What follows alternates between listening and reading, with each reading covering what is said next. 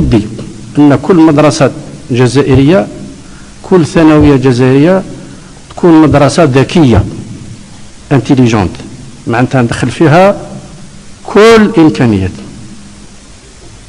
شريطة أن ما نستعملهاش نهار الاختبارات فقط، لأن الغش غير مقبول.